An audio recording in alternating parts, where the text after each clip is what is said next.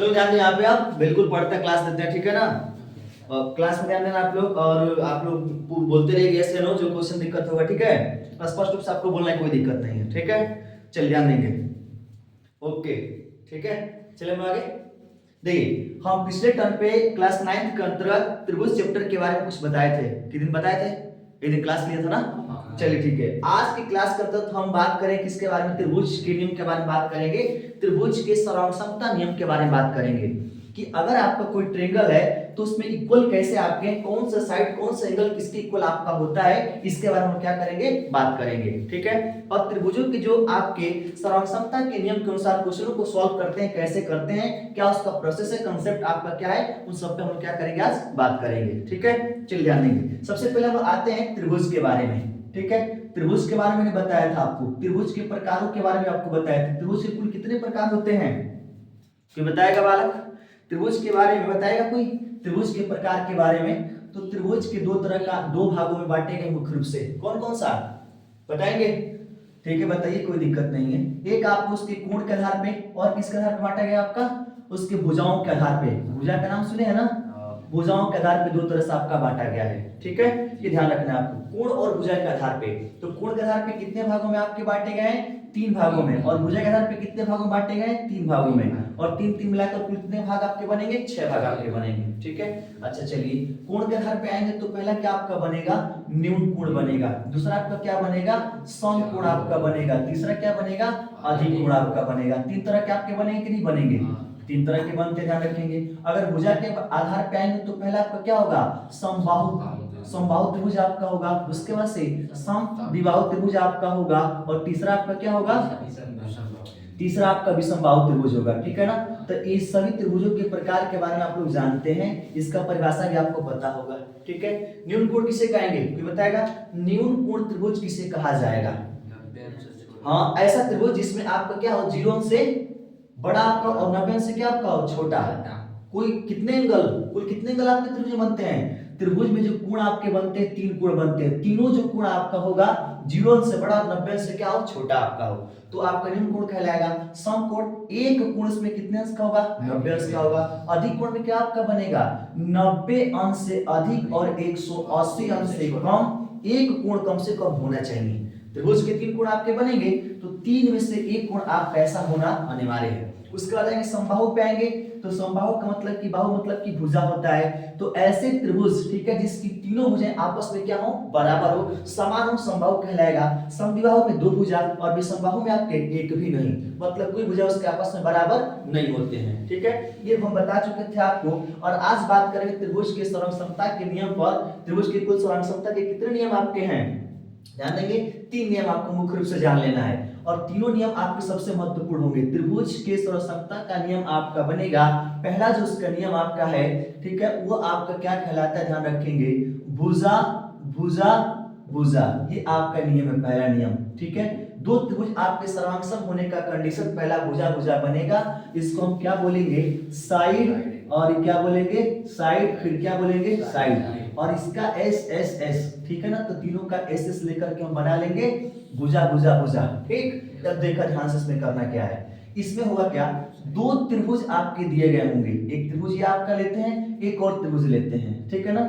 सर्वसमता का मतलब आपका होता है कि दोनों त्रिभुज आपस में क्या हो, बराबर हो जाएं, ठीक है। जैसे यहाँ पर पहले त्रिभुज में ध्यान रखेंगे, शीर्ष ए, शीर्ष बी, शीर्ष सी आपका बना हुआ है, ठीक है। एक बात और ध्यान रखेंगे, किसी भी त्रिभुज के अंतर्गत जो शीर्षों की संख्या आपका होता है, कुल कितना होता है, 3। अच्छा, दूसरा कंडीशन, किसी भी त्रिभुज में कोणों की संख्या कितना होता है आपका, 3। और तीसरा कंडीशन, किसी भी त्रिभुज में जो भुजाओं की संख्या कितना आपका होता है, 3। और चौथा कंडीशन कि जो 3 कोण आपके बनेंगे, उन तीनों कोणों का योग क्या आपका होगा, तीनों कोणों का योग याद रखना हमेशा 180 अंश होता है, ठीक है। 180 अंश आपको लेकर के चलना है, ठीक ना। तीनों कोण कितना होगा, 180 अंश। दूसरा त्रिभुज यहां से लेते हैं पी क्यू आर, ठीक है। अब ध्यान रखेंगे सर्वसमता का नियम क्या है, कैसे क्वेश्चन अप्लाई करेंगे। कोई भी क्वेश्चन जब यहाँ पर हल करेंगे किसके अनुसार, त्रिभुज के सर्वसमता के नियम के अनुसार, तो वहां पे हम दोनों त्रिभुजों को आपस में क्या करते हैं, बराबर करते हैं। यहाँ पे नियम बताने के लिए हम दो त्रिभुज अलग अलग लिए हैं, लेकिन जब इस पर सवाल आप बनाएंगे तो दोनों त्रिभुज आपके एक ही में आ सकते हैं, याद रखिएगा, किसी भी कंडीशन में आपको हो सकते हैं।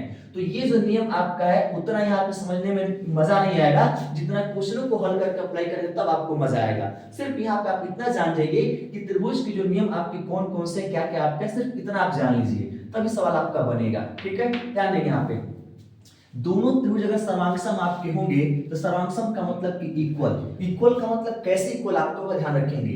पहले त्रिभुज में जो तीन भुजा आप देख रहे हैं ना, ये तीनों भुजा के बराबर बराबर अलग अलग बराबर बराबर कंडीशन में आएंगे और कोण भी बराबर आपके होंगे तो बराबर कहलाएगा। ठीक है, ध्यान रखेंगे यहाँ से क्या आपका बनेगा। यहाँ से लेंगे त्रिभुज आपका ABC, पहला त्रिभुज हो गया, और उसके बाद से लेंगे हम लोग त्रिभुज कौन सा, PQR में दो त्रिभुज लेके चलेंगे। ठीक है, दोनों त्रिभुज ध्यान रखेंगे। पहले त्रिभुज का जो भुजा आप AB देख रहे हैं ना, इसका AB ले लीजिए और इसका PQ लीजिए। कोई ऐसा जरूरी नहीं है कि आप PQ ही लेंगे, आप चाहे तो PR को भी ले सकते हैं या QR को भी ले सकते हैं। हमने इसलिए लिया ताकि आपको आसपास स्पष्ट रूप से सामने सामने एक जैसा क्या हो, दिखाई दे, ताकि आपको पता चले कि हाँ ये बराबर आपका हो रहा है, सिर्फ इसलिए लिया गया है, लेकिन ऐसा उसमें है नहीं। जब आप क्वेश्चन को हल करेंगे तो ऐसा कंडीशन नहीं आपका बनेगा, इस बात को ध्यान रखना है। ठीक है, तो ये आपका AB हो गया और इसका क्या लेते हैं, PQ ले लेते हैं, और इसका लेते हैं हम लोग क्या, BC, और इसका PR। यहाँ से आपका AC लेते हैं, इसका AC लेते हैं और इसका क्या लेते हैं, PR लेते हैं, और इसका लेते हैं 1 2 3 और 1 2 3। तो यहाँ से BC जो आपका हो किसके बराबर आपका होगा, QR के बराबर। ध्यान देंगे हमने यहाँ पे लकीर एगो दूगो तीनगो खींचा, इससे ये पता चलता है कि जो आपका AB पर एक लाइन है ये PQ के बराबर आपका है। एक एक का मतलब कि बराबर होंगे। तो जब भी कोई क्वेश्चन आप हल करेंगे उसमें जो ट्रायंगल आप बनाएंगे तो ऐसा आपको ध्यान रखना है कि भैया एक चिन्ह लगा रहे हैं तो एक वाले पे लगाएंगे दूसरे का त्रिभुज, ताकि समझ में आए कि बराबर है कि नहीं है। यहाँ पे 3 है तो इसके बराबर आपका हो गया। अब देख रहे हैं कि इस त्रिभुज की तीनों भुजा इस त्रिभुज से तीनों भुजाओं से बराबर आपका बना दिया मैंने। जब बराबर बना दे तो हम यहाँ से कह सकते हैं कि जो ABC त्रिभुज आपका होगा यह सर्वांगसम आपका कहलाएगा PQR की, और किस कंडीशन में आएगा उसको भी लिखना अनिवार्य है, SSS। अब यहाँ पे नियम क्या आपका बनता है, नियम ये बनेगा कि किसी एक त्रिभुज के, ठीक है ना, तीनों भुजाएं किसी दूसरे त्रिभुज के तीनों भुजाओं से अलग अलग अलग आपके बराबर है तो हम कह सकते हैं कि दोनों त्रिभुज आपस में क्या होंगे, सर्वांगसम होंगे। और जब सर्वांगसम आपके होंगे तो दोनों आपस में क्या होंगे, बराबर होंगे। अच्छा, अब जब हमने इनको बराबर कर लिया तो क्या हमको बराबर मिला, ये जो कोण ए देख रहे हैं ना, कोण ए, अब इसको हम कह सकते हैं कि P के क्या है, बराबर है, ऑटोमेटिक बराबर हो गया। यहाँ से जो आप B देख रहे हैं ये B आपका Q के ऑटोमेटिक बराबर हो गया, और यहाँ से C आप देख रहे हैं ना, ये आपका R के क्या है, ऑटोमेटिक बराबर कहलाएगा। क्योंकि किसी भी त्रिभुज का ये नियम है सर्वांगसमता का कि अगर दो त्रिभुज आपस में क्या आ गए, सर्वांगसम हो गए, तो जो भी उसमें बचा रहेगा उसको हम बराबर कह सकते हैं। ये उसका क्या है, नियम है। ठीक है, तो पहला नियम आपका क्या बनेगा, भुजा भुजा भुजा साइड साइड साइड SSS कहा जाता है, और इसमें दो त्रिभुज कुछ इस प्रकार से क्या होते हैं, बराबर होते हैं। ये आपका क्या है, नियम है। इसमें लिखेंगे क्या कि किसी त्रिभुज के या किसी एक त्रिभुज के तीनों भुजाएं किसी दूसरे त्रिभुज के तीनों भुजाओं से अलग अलग अलग आपके बराबर हैं तो दोनों आपस में क्या होंगे, सर्वांगसम होंगे। सर्वांगसम का मतलब बराबर आपके होंगे। ठीक है, ये चीज आपकी किताब में भी दिया हुआ है। ठीक है, मिला लीजिएगा वहां से, निश्चित रूप से आपका दिया हुआ। हाँ, ये पॉइंट भरना लिखा हो इसको आपको लिखवा दिया जाएगा, इसको नोट कर लीजिएगा। ठीक है ना, क्योंकि मैं बोल दे रहा हूँ इसको नोट कर लीजिएगा। ठीक है, लिख लेंगे इसमें, आप लोग नोट कर लीजिए फटाक से।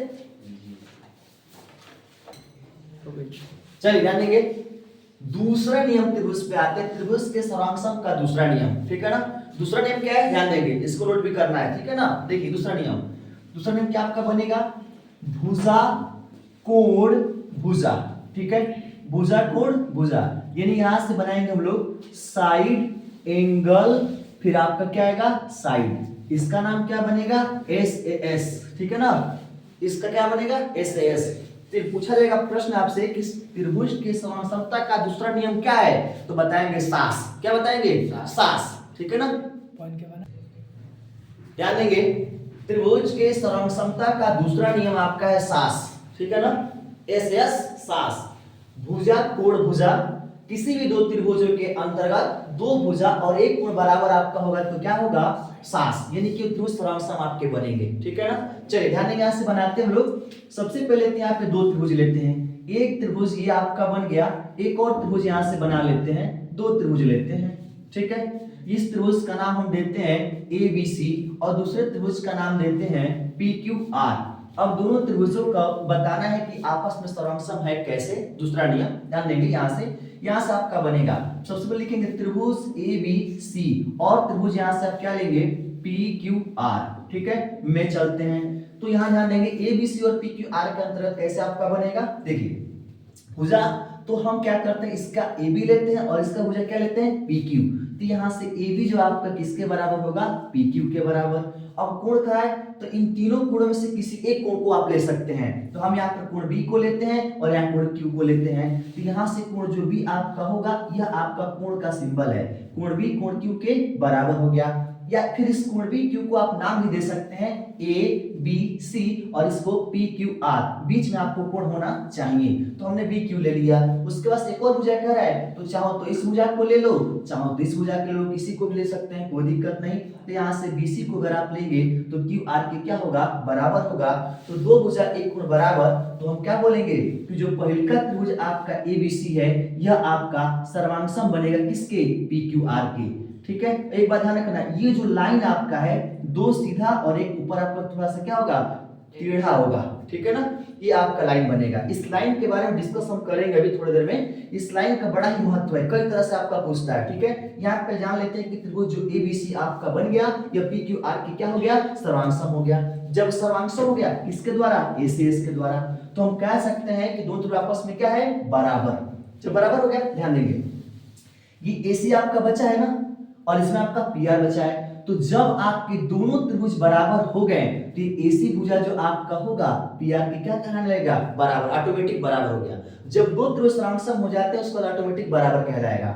और यहाँ से कोण आप सी देख रहे हैं ना, ये कोण सी आर का ऑटोमेटिक बराबर कहलाएगा। और यहाँ जो ई आप देख रहे हैं ना, यह ए किसके बराबर कहलाने लगेगा, इस पी के बराबर कहलाने लगता है, याद रखिएगा। जब भी किसी दो त्रिभुजों में अगर तीन चीज बराबर हो गया तो याद रखिएगा जो कुछ भी और आपका बचा है उसको बराबर कह सकते हैं, प्रश्न की जरूरत के अनुसार। जैसा प्रश्न देगा उसकी जरूरत के अनुसार हम कह सकते हैं कि आपस में क्या होंगे, बराबर होंगे। ठीक है, इसका नियम क्या बनेगा कि किसी एक त्रिभुज में या एक त्रिभुज के अंतर्गत दो भुजाएं और एक कोण किसी दूसरे त्रिभुज के अंतर्गत क्या बोलेंगे, दो भुजा एक कोण के बराबर अगर दिखता है या बराबर होता है तो दोनों आपस में क्या कहलाएंगे, सर्वांगसम कहलाएंगे। जैसे आपने पहला नियम लिखा उस तरह से दूसरा नियम भी आपको क्या करना है, लिख लेना है कि किसी त्रिभुज में, ठीक है ना, दो भुजा एक कोण, किसी दूसरे त्रिभुज में दो भुजा एक कोण के अलग अलग बराबर आपका होगा तो दोनों त्रिभुज आपस में क्या कहलाते हैं, सर्वांगसम कहलाते हैं। ठीक है, बस ये नियम आपका क्या हो गया, बन गया। ठीक है, इसको नोट कर लेंगे, आते हैं फिर आगे बढ़ते हैं। ठीक है, तीसरा नियम ध्यान देंगे, त्रिभुज का तीसरा नियम आपका क्या बनेगा, कोण भुजा और कोण, मतलब आपका यहां से एंगल, ठीक है, और उसके बाद से साइड और उसके बाद से फिर यहां से एंगल। ध्यान रखेंगे को एंगल इस बार आएगा, दो एंगल और एक साइड। ध्यान देंगे अगर एक त्रिभुज के अंतर्गत ये त्रिभुज आपका है ए बी सी, दूसरा त्रिभुज हम यहां से लेते हैं पी क्यू आर। ठीक है, ये पी है ये क्यू है ये आपका आर है। तो पहले त्रिभुज का कोण ए जो होगा दूसरे त्रिभुज के कोण पी के बराबर हो, और आपका पहले त्रिभुज का कोण जो बी दिख रहा है यह किसके बराबर आपका हो, कोण क्यू के बराबर आपका हो। ठीक है, और ये जो ए बी भुजा आपका हो किसके भुजा बराबर हो, पी क्यू के बराबर हो, तो हम कह सकते हैं कि दो त्रिभुज आपस में क्या होगा, सर्वांगसम होगा। कैसे इसको लिखेंगे, लिखेंगे यहाँ से त्रिभुज एबीसी को लेंगे पहले और उसके बाद से यहाँ से त्रिभुज कौन सा लेंगे, पी क्यू आर में चलते हैं। तो आप पहले वाले में का कोण ए दूसरे की कोण पी के बराबर है और इसका भुजा लेते हैं यहाँ से ए बी और यहाँ से इसका पी क्यू। फिर पहले त्रिभुज में आएंगे तो कोण यहाँ से बी और इसका कोण क्या होगा, क्यू।